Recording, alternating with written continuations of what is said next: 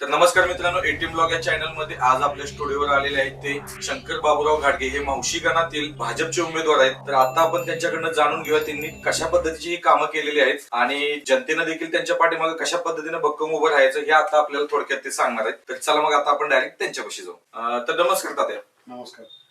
मला तर सर्वप्रथम तुमची ओळख आपल्या व्ह्युअर्स आहेत किंवा ही जनता आहे, आता मावशीगण असू द्या किंवा आपला पाटण तालुका असू द्या, त्यांना जी तुमची काय असेल ती माहिती थोडक्यात सांगा. माझे नाव शंकर बाबूराव घाडगे, मावशी. मी एक शेतकरी कुटुंबातला मुलगा आहे आणि माझी ओळख शेतकरी कुटुंबातला एक सामान्य कुटुंबातला कार्यकर्ता अशा स्वरूपाची आहे. मला एक तात्या सांगा की तुम्ही आता या राजकारणाशी इथं निगडीत आहात, तर तुमचा हा राजकीय प्रवास कशा पद्धतीने झाला? राजकीय प्रवास होत असताना मी सुरुवातीला कॉलेज केलं आणि कॉलेज शिक्षण किती तुमचं काय? शिक्षण माझं 12वी पर्यंत आणि 12वी पर्यंत शिक्षण होत असताना नंतर मी शेती करीत करीत शिक्षण केलं. घरची परिस्थिती हलाखीची, त्यामुळे शिक्षण मला थोडक्यात बंद करावं लागलं आणि बंद केल्यानंतर मी हळूहळू समाजकार्याकडे वळालो आणि समाजकार्य करताना थोडासा 80% समाजकार्य आणि 20% राजकारण या पद्धतीनं एक स्वरूप मी माझ्या जीवनामध्ये बांधलं आणि त्या पद्धतीने आजपर्यंत वाटचाल माझी चालू. मग ग्रामपंचायतीमध्ये तुम्ही पहिल्यांदा काय सदस्य का सरपंच कोणत्या यानं तुम्ही पदार्पण केलं सुरुवातीला? मी 2012 मध्ये सुरुवातीला आमच्या मावशी वार्डामध्ये उभा राहिलो आणि 179 वार्ड नंबर याच्यामध्ये उभा राहिलो. उभा राहिल्यानंतर लोकांची अपेक्षा होती की बाबा याच्यामध्ये एक सामाजिक काम करण्याची चांगली प्रक्रिया आहे आणि ह्याला आपण समाजाचं काम करण्यासाठी नेतृत्व देऊया. त्याप्रमाणे 2012 साली मला लोकांनी मला भरघोस मताने निवडून दिलं आणि निवडून दिल्यानंतर त्याच काळामध्ये 2012 साला मी उपसरपंच या पदावर माझीच कार्यकर्ते 2012 ते 2017 ही घालवली.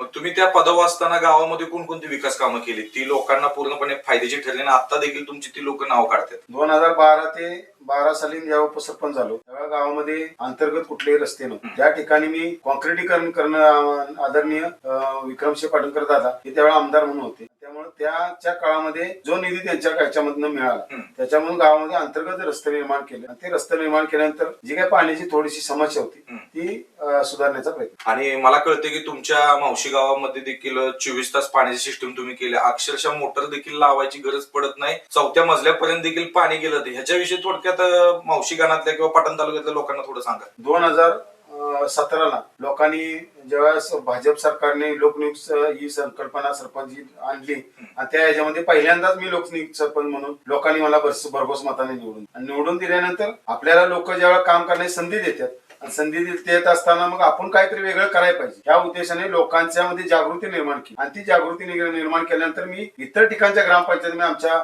लोकांना भेटी द्यायला निघले आणि त्या लोकांच्या मध्ये एक उत्स्फूर्त भावना निर्माण केली की नाही बा कुठेतरी आपण एक गावामध्ये एक योजना राबवूया. अशी 24/7 योजना माझ्या गावामध्ये तालुक्यामध्ये पहिली अशी मीटर ची योजना मी आणली आणि त्या माध्यमातून जुन्या योजनेवर मीटरचं पाणी देऊन लोकांच्या मध्ये पाण्याची समस्या पूर्णपणे 400 मोटर आज आमच्यामध्ये 2017 पर्यंत चालू होत्या. त्या आज मी एकही मोटर कुठेही लावलेली दिसून येत नाही आणि आज 4थ्या मजल्यावर सुद्धा विदाउट मोटरचं पाणी जातं. आता तुम्ही मावशी गावामध्ये पंचायत समितीची आता तुम्ही उमेदवारी केलेली आहे, तर त्या अनुषंगाने मला सांगा, तुम्हाला आता मावशी गावाचा पूर्णपणे अभ्यास झालेला आहे, तर त्याच पद्धतीने मावशी गावामध्ये कोणकोणत्या प्रमुख अडचणी आहेत असं तुम्हाला वाटते? मावशी गावामध्ये तशा आदरणीय दादांच्या सतीश दादांच्या माध्यमातून किंवा आदरणीय विक्रमसिंह पाटणकर दादांच्या माध्यमातून अनेक ज्या ठिकाणी रस्ते तयार नव्हते त्या ठिकाणी रस्ते निर्माण केले आणि रस्ते निर्माण केल्यानंतर ज्या काही थोड्याशा दादांच्याकडून ज्या उणिवा राहिलेल्या आहेत आणि मधल्या काळामध्ये कुठल्याही सत्तेत नसल्यामुळे त्या उणिवा भासत गेल्या. आता भाजप ह्या राष्ट्रीय पक्षामध्ये दादांनी प्रवेश केल्यामुळे आता बऱ्यापैकी विकासाचा स्रोत त्या माध्यमातून एक चांगल्या पद्धतीने पोहोचणार आहे आणि तो पोहोचवण्याचं काम आणि ती पोहोचवण्याची धोरा आज दादांनी मावशी गावामध्ये भाजपची उमेदवारी अधिकृत उमेदवारी माझ्यासारख्या सामान्य कुटुंबातल्या शेतकरी कुटुंबातल्या गरीब कुटुंबातल्या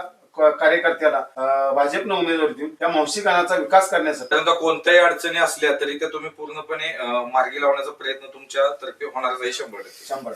आणि मला एक सांगा, शेतकरी आणि ज्या शेतकरी महिला आहेत किंवा शेतकरी कुटुंब आहे आणि तरुण वर्ग यांच्यासाठी तुमच्यापाशी काही उपाययोजना की त्यांच्यासाठी वेगवेगळ्या योजना राबवण्याचा काय तुमचा मानस आहे का? मानस म्हणजे आताच्या ह्या याच्यामध्ये महिलांचा सहभाग. आता लाडकी बहीण योजना आज भाजप सरकारने आज आणलेली आहे. त्या लाडकी बहीण योजनेमध्ये जो लाभ मिळतो तो भाजपचे देवाभाव यांच्या मार्फतच दिला जातो. असा एक वेगळा संदेश तालुक्यामध्ये दिला जातो की आम्ही तो लाभ देतो, पण हे असत्य आहे. मूळ सत्य देवाभावांच्या माध्यमातून, भाजपच्या माध्यमातून आज लाडकी बहीण योजना दिली जाते. आणि लाडकी बहीण देत असताना माझ्या गावामध्ये पूर्वी मी सरपंच असताना 7 बचत गट होते. आज मी तिला जवळजवळ 80 पेक्षा जादा बचत गट आज आहेत आणि 80 मावशीमध्ये, आणि त्या मावशीमध्ये असणारा सक्षम बचत गट आणि त्या माध्यमातून बचत गटामध्ये जो व्यवसाय निर्माण होती, त्या व्यवसायाची विक्री स्वरूपात आज सखी म्हणून आज आदरणीय दादा यांच्या वहिनी साहेबांनी सखी मंच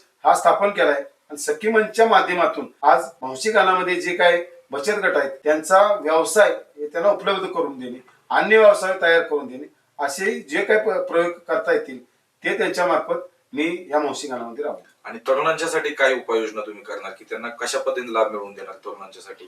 तरुणांच्या मध्ये त्यांना जर तुम्हाला मुख्य प्रवाहात आणायचं असलं तर त्यांच्यामध्ये एक कौशल्य योजना, म्हणजे समजा त्यांच्यामध्ये परिवर्तन जर करायचं असलं तर त्यांना कुठंतरी एक प्रशिक्षण देऊन की नाही बाबा आपल्याला व्यवसाय करायला पाहिजे, आपल्याला नोकरी करायला पाहिजे. आणि ह्या दृष्टीनं आज तालुक्यामध्ये अनेक संस्था दादांनी उभ्या केल्या आणि त्या संस्थेमध्ये नोकरीच्या माध्यमातून किंवा दादांच्या नेतृत्वाखाली व्यवसाय संधी दादा मार्गदर्शन करतात. त्यांच्या मार्फत तरुणांना रोजगार उपलब्ध करण्याची संधी आपण निश्चितपणाने देणार. आणि मला एक सांगा, तुम्ही आता एवढ्या वर्ष तुमचा जवळ 15 ते 20 वर्षाचा कालावधी हा राजकारणामध्ये गेलेला आहे, पण एक तरुण उमेदवार आणि एक अनुभवी उमेदवार कसा असावा असं तुम्हाला वाटते? नक्की कोण असावा, कशा पद्धतीने तो उमेदवार असावा? उमेदवाराच्या बाबतीत बोलायचं झालं, उमेदवार कसा असावा त्यापेक्षा समाजामध्ये त्याची काम करण्याची ऊर्जा पाहिजे.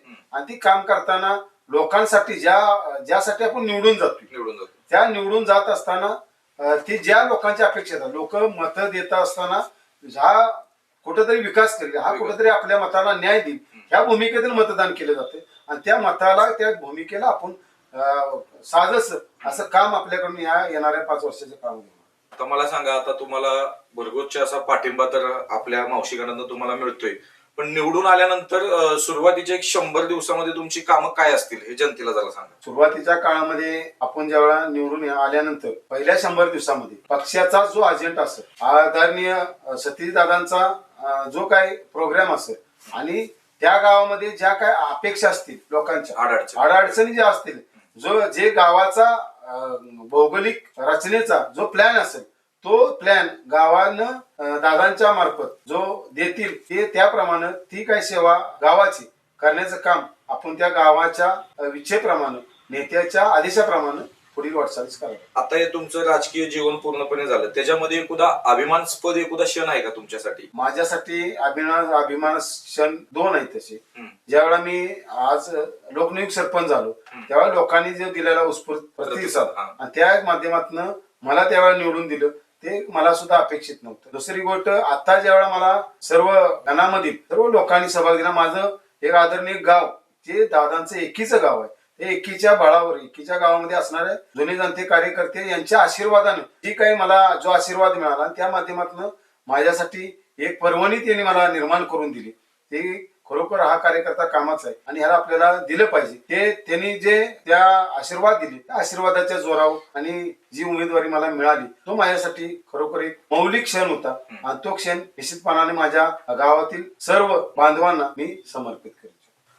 नमस्कार, मी शंकर बाबुराव गाडगे, मावशीगण या गणामध्ये मी आज पंचायत समितीच्या भाजपचा अधिकृत उमेदवार आहे आणि भाजपच्या कमळ या चिन्हाच्या समोर बटन दाबून भाजपच्या पक्षास मोठ्या मताधिक्याने आदरणीय विक्रमसिंह पाटणकर दादा, आदरणीय सत्यजित सिंह पाटणकर दादा, आदरणीय यादेशचंद दादा यांचे हात बळकट करण्यासाठी मला भरघोस मताने जनतेने निवडून द्यावं मी अशी अपेक्षा व्यक्त करतो. आणि आपण खरोखर कामाला आणि समाजामध्ये असणाऱ्या या काम करण्याची संधी मला उपलब्ध करून द्याल अशी मी आपणाकडून इच्छा व्यक्त करतो. आणि 5 तारखेला सकाळी बूथवर लवकर जाऊन आपण आपलं मतदान हे कमळाला द्याल अशी मी सर्वांना विनंती करतो. थांबतो. जय हिंद, जय महाराष्ट्र. पाहिलं का मित्रांनो, असे हे आपले भाजपचे उमेदवार शंकर बाबुराव घाडगे. तर त्यांच्यासाठी एक लाईक आणि एक कमेंट तर जरूर बनते, कारण हक्काचा माणूस आणि कामाचा माणूस म्हणून यांची उल्लेखनीय वार्ता होत असते.